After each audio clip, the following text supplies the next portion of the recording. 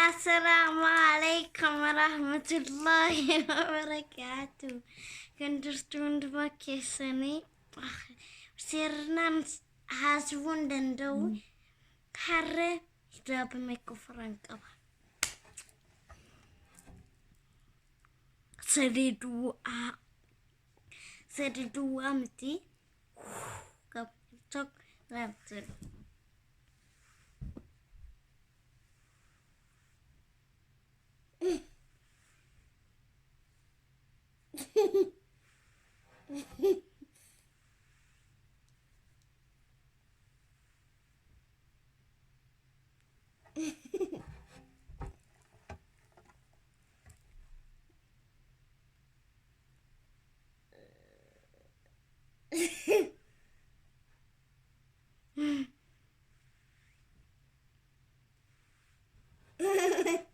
Gutuza. Matun danda. Nek.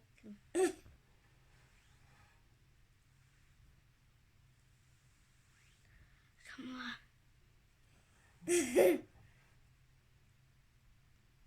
Allah no. Kan hijaban aja kaba. Kaba. Kan espaços nandanda guru.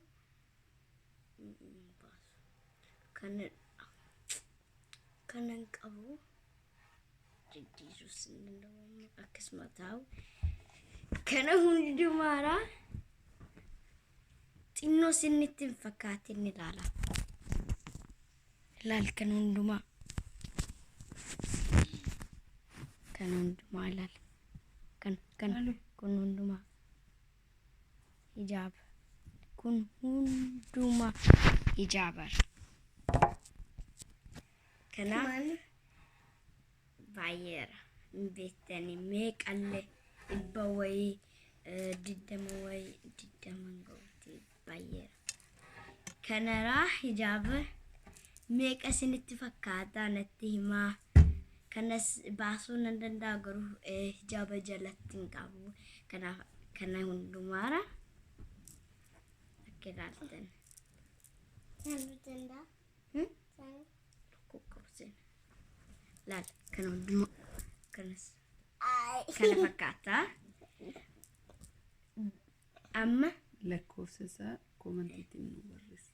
Komantiin lakkoofsa natti himaa baay'eera. Ilaal harkallee wajjin qabuu hin danda'u. Kunuunsi baruu baay'ee kana hundumaara. Baay'eera. Umeraan qabatu illee hin dandeessu. Harka tokko kan duwwaan fudhata. Tokko malees.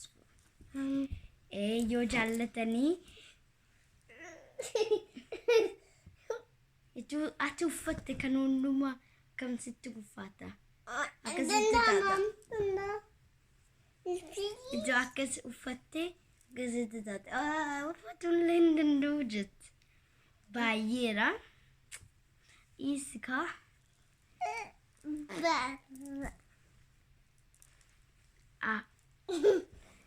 Lakkoofsa isaa meeqa isinitti fakkaata natti himaa komentii jala baay'ee tokko isin jaallatan dagatina subscribe godhaa